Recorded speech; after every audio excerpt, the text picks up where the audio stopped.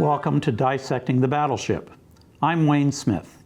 I've been working since 1969 for Superior Models, having built over 300 masters. Many of them are used in our book to illustrate the development of capital ships, that is, battleships and battle cruisers. All the models are on a scale of 1 inch equals 100 feet. That means a battleship is about 8 inches long. These models were originally made in World War II to train lookouts and observers in ship recognition to differentiate U.S. ships from foreign and enemy ships. This is their story. This is the book I wrote with Bob Sumrall in 2017. Bob was my friend and colleague for nearly 50 years. He was the curator at the Naval Academy when he was recalled to active duty at the age of 51 to recommission the Iowa-class battleships under President Reagan. Bob authored over 20 technical historical monographs of U.S. naval vessels and articles for the U.S. Naval Institute Proceedings, Conway's History of the Ship, Conway's Warships, and other similar journals.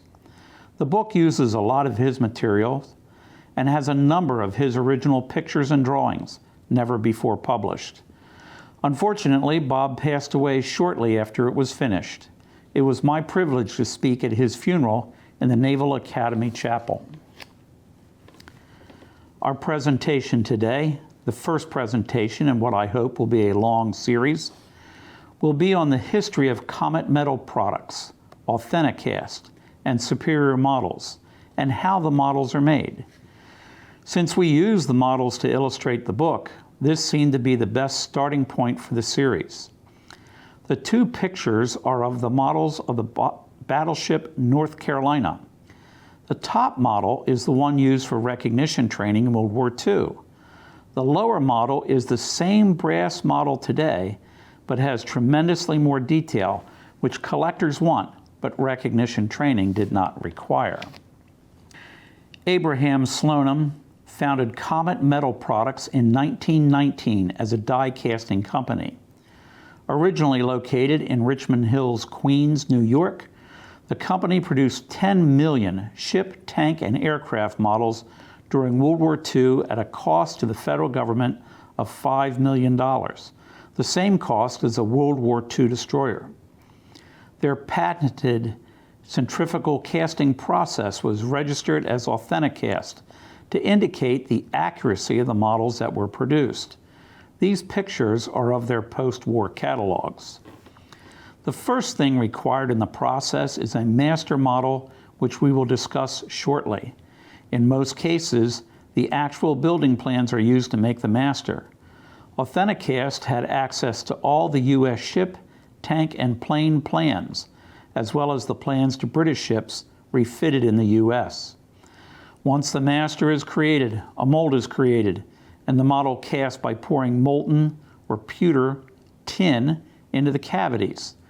This Authenticast process has been used for 100 years. Before World War II, the services tried producing their own 1 to 1,200 recognition models to train observers and lookouts. 3 days after Pearl Harbor, the Navy ordered 50,000 models, and other services soon followed. With the ONI recognition manuals, they were used for training lookouts to prevent friendly fire incidents, particularly in night actions. The factory ran 24 hours per day, 7 days per week. Armed guards patrolled the area to protect the classified work due to the presence of the plans. In the 1950s, the U.S. government ceased using models as a means of recognition training, and Comet concentrated on the hobby market. In 1962, Comet was sold to Ian or John Carter. He was born in Grenada and moved to New York at the age of 9. John then moved to Delaware and built the company over the next several years by concentrating on the ship models. John was well-read and a brilliant mold maker and metal caster. I joined Superior in 1969 for a high school job and was later taught how to make the brass originals. Ray Lamb was a pitcher for the Indians and the Dodgers. He was the last player to wear number 42 for the Dodgers before the number was retired. He became the sculptor for Perth Pewter, a line of pewter figures for Superior. He created a gnome modeled after John Carter, who put its head on his business card, a unique creation. This presentation is dedicated to the memory of John. Where do we start to make a model? The first thing needed are accurate plans of the ship you want to model. These are the plans of a Russian battleship designed by Gibbs & Cox of New York in 1939. It was never built, but was a very good design. These plans were thought to be lost, but my friend Bob Sumrall had the only existing copy. I was astounded when he gave the plans to me in 2017 because I read that no plans existed. He told me that they were given to him by Jack Jameson, who was Superior's accountant and another close friend of mine. Where did an accountant get the plans? There were several small shareholders who provided the capital when Superior was purchased in 1962 and provided suggestions for John Carter as to what models should be built. One was Dick Petit, who worked with Samuel Eliot Morison as a research assistant for the History of the U.S. Naval Operations book series. The other was Tom Stribling, who worked for the CIA. Just like the existence of these plans, perhaps someday we will know who had these precious plans and why. I wrote an article about the ship and the article, and these plans were published in the magazine Warship International in March 2021. Many people were surprised and pleased to see that these plans had been found and published. The plans were then given to the Naval Institute for preservation as part of Bob's collection. The YouTube link is that of Ryan Szymanski of the Battleship New Jersey and Jack Russell of the U.S. Naval Institute Press talking about these plans. I would like to thank both of them for mentioning me in the video. Full credit really goes to Bob for keeping these plans for many years. All our masters need to be made of metal to withstand the molding process. Masters are pressed between rubber discs with several tons of pressure and heated to 300 degrees. Neither wood nor plastic can be used in your master because they will not maintain their shape. Brass is used because it is easily machinable and solders together easily. A well-equipped model shop has a lathe, milling machine, drill press, bandsaw, propane or acetylene torches, and a variety of files. Fine work is done using a handheld rotary tool and dental bits. An optivisor in this scale is essential.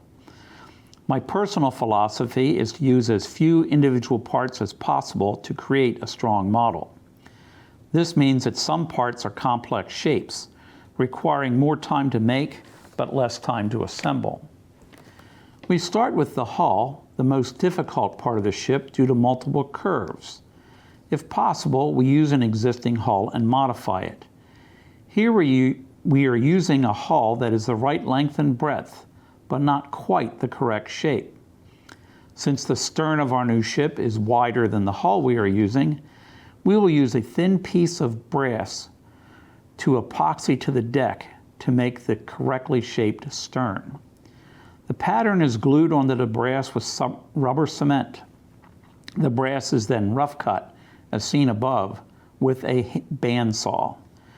These pieces will be shaped with a file, soldered together, and then epoxied or soldered to the hull. Two-part epoxies harden like metal and can be filed or shaped. John's portrait on the business card was originally modeled in epoxy. The after deck section has been attached to the hull, and a putty epoxy was used to fill out the wide, rounded stern. More work is necessary to reshape the forward hull, but no material needs to be added. Superstructure parts are shown as shaped with files. The inset picture shows the individual bridge levels soldered together. If deck level edges are flush with each other, only one layer, usually the largest, is filed to a finish. The others are soldered to the master layer, and the excess material filed off so that all levels' edges are flush with each other. This will be seen in the finished model. These small parts were all made by hand. 3D printing did not exist. Both the 20mm barrel and the quadruple 40mm barrels were made from eyeglass screws to have the distinctive springs around the barrels. The single 5-inch 38 on the right has the seats for the pointer and trainer on the casting. Dental bits are required. Just as in ballet, model making has positions. The first position is on the floor, looking for the part you have dropped.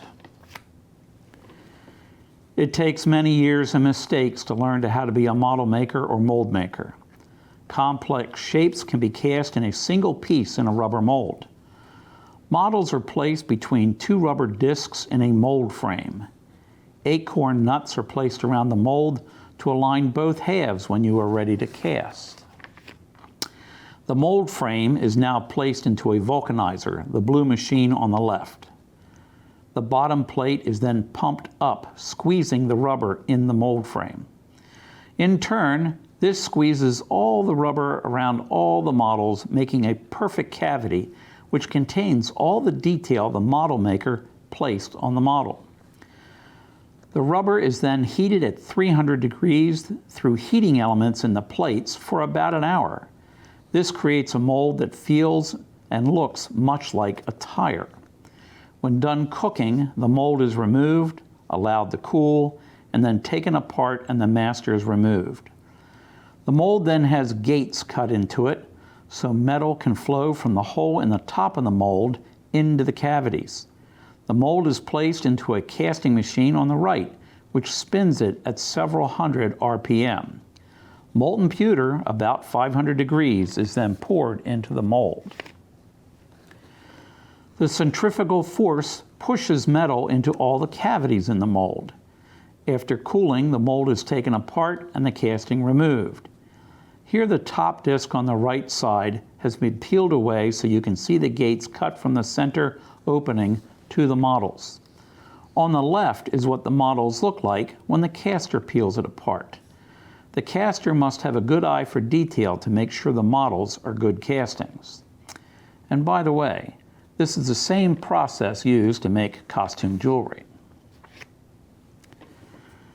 This is the 8.5-inch cast model, assembled and painted.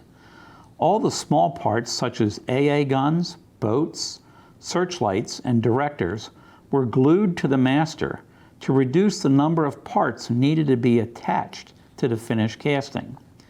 Note how the bridge levels are flush with each other on the angled edges behind number 2 turret. The only parts not cast on the model are the 3 main turrets, 3 twin 5-inch turrets, 2 catapults, and 2 cranes. The Modeler's Bible tells us that paint covers a multitude of sins. A model maker can get away with a lot in this scale. This is Wayne Smith, and it's been my pleasure to help you understand how 1 to 1200 models are made and cast. I hope you enjoyed today's presentation. I continue to make models for Superior. My model collection has been donated to the Battleship, New Jersey, so that others can enjoy the hobby that was my avocation. The YouTube link on the screen will take you to Ryan Szymanski's review of the collection. Please stay tuned for additional presentations from our book on battleships. Our next presentation will be the first part of Bob's and my book focusing on guns, armor, and speed, the triple constraint of the battleship. If you have suggestions for other presentations about warships, or would like to purchase any of the models used in the presentation, please contact Alnavco. Please share and subscribe to this site. Signing off for now.